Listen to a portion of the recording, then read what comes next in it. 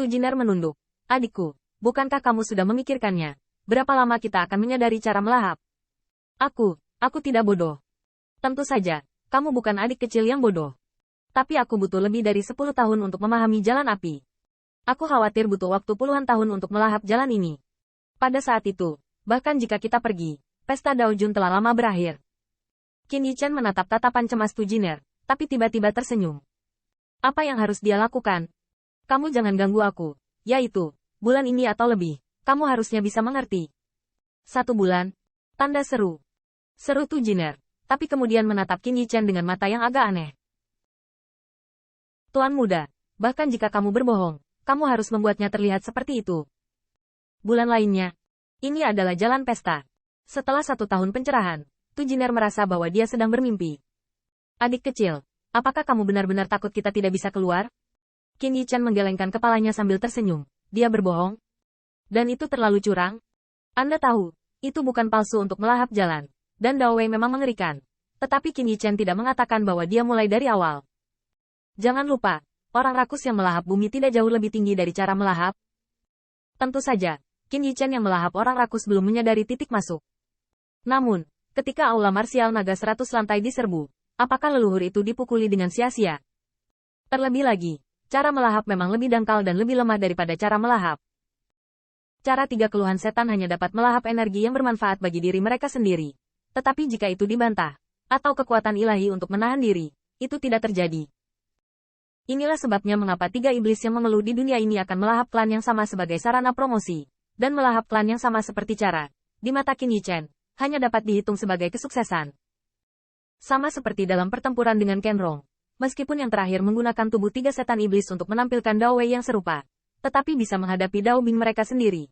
Sebagian besar dari mereka ditekan dan dipadamkan dengan kekuatan dunia, tidak melahap. Tetapi orang-orang rakus menelan langit secara berbeda. Setidaknya Qin Yichen hanya menghadapi kekuatan ofensif pihak lain sejauh ini, di luar batas toleransinya, tetapi belum menemukan kekuatan yang sulit ditelan. Mungkin ada jalan panjang untuk mencerahkan suku Tao untuk mencerahkan langit, tetapi tidak sulit bagi Qin Yichen untuk mencerahkan pencerahan. Namun, Tao tidak berbicara dengan mulutnya. Qin Yichen terlalu malas untuk membuang waktu dengan Tujiner. Tetapi pada bulan berikutnya, bagaimana Tujiner bisa tenang? Pada akhirnya, Tujiner tidak menyadarinya sekarang. Jadi dia tinggal di luar aula untuk mencegah 2 Raja Dewa menemukan mereka.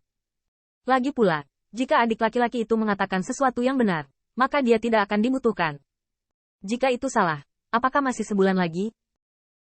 Berlalunya waktu, bagaimanapun, kekuatan sihir di sekitar Qin Yichen telah menjadi lebih dan lebih ganas.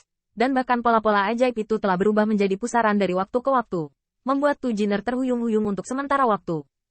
Tidak mungkin. Apa yang dikatakan adik laki-laki itu benar? Tujiner masih luar biasa. Tetapi saat Qin Yichen tiba-tiba bangun beberapa hari kemudian, yang pertama tiba-tiba tersambar petir dan dia berdiri di tempat.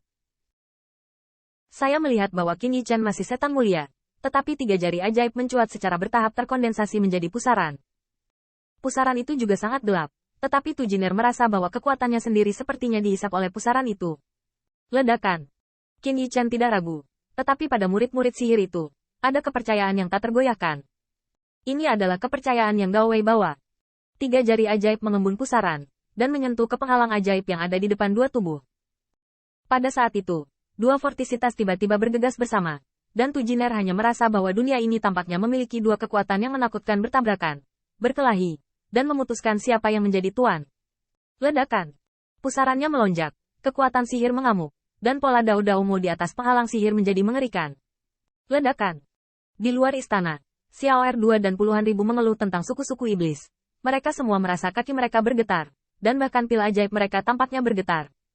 Kekuatan sihir mereka bergetar dengan pusaran. Apa yang terjadi?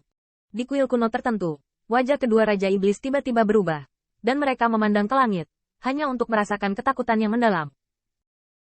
Mereka hanya bertemu setengah bulan yang lalu dan bekerja bersama untuk memecahkan seorang Kaisar Iblis. Akhir-akhir ini, mereka menyempurnakan iblis yang ditinggalkan oleh Kaisar Iblis asli. Akibatnya, dunia tiba-tiba berubah. Fluktuasi ini. 2 Raja Iblis saling melirik, dan tiba-tiba berubah menjadi 2 aliran cahaya, menuju ke sumber kekuatan sihir langit. Berdengung. Namun, di dalam istana, Tujiner melihat bahwa 2 vortisitas bersaing sejak awal, dan mereka secara bertahap menjadi satu. Bahkan pola sihir menjadi lebih tenang. Dan tongkat kerajaan dengan tulang-tulang Raja Iblis juga bergetar, dan kekuatannya lebih kuat daripada lapisan. Qin Yichen mengertakkan giginya dengan erat, dan kekuatan sihir melonjak. Meskipun dengan kekuatan dewa pada saat ini, itu jauh dari mampu bersaing dengan tentara setan Dao. Namun, pusaran kental dari 3 jarinya tidak lebih lemah dari prajurit ini. Tu Jiner memandangi sosok yang mendekati tongkat kerajaan selangkah demi selangkah. Murid sihir itu bergetar hingga ekstrim. Cara melahap. Adik laki-laki benar-benar menyadari cara melahap. Sebulan. Butuh waktu kurang dari sebulan. Tidak peduli apa cara melahap itu adalah jalan. Tu Jiner tidak bisa mempercayainya. Belum lagi kelompok saudara-saudaranya, bahkan para murid Raja Iblis lainnya, dia belum pernah mendengarnya. Ada 1 bulan wawasan tentang Dadao. Ledakan. Melihat bahwa penghalang sihir rusak, murid sihir Qin Yichen tajam, jiwa kembali ke tubuh.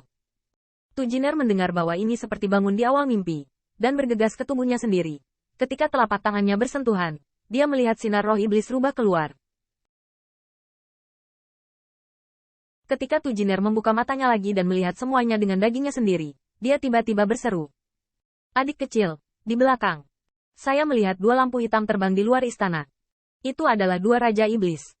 Namun, pada saat ini, Qin Yichen tiba-tiba melihat tongkat itu. Ledakan. Tanda seru. Tanda seru. Meskipun 2 Raja Iblis tidak tahu apa situasinya, mereka dapat melihat tubuh mereka sendiri. Ini bukan Litu. Siapapun dia. Raja Iblis. Bagaimanapun, bunuh dia dengan cepat. Namun, ketika mereka meledak dengan kecepatan penuh dan ingin mendapatkan kembali daging mereka tiba-tiba merasa bahwa mereka tidak lebih dekat dan lebih dekat ke istana, tetapi lebih jauh dan lebih jauh. Saya melihat permata di atas tongkat kerajaan berubah menjadi pusaran mengerikan, menelan semuanya, dan cahaya ajaib melonjak. Butuh waktu lama bagi dunia untuk kembali ke kedamaian. Namun, ketiga iblis yang mengeluh di luar istana semuanya berdiri diam, dan 2 Raja Dewa tidak terkecuali. Tubuh kita masih. Istana masih ada di sana, dan di istana, keduanya masih duduk di sana dengan tenang. Melihat ini, kedua raja merasa lega. Yang mengejutkan mereka adalah bahwa tongkat kerajaan dan dewa yang memegang tongkat kerajaan itu lenyap.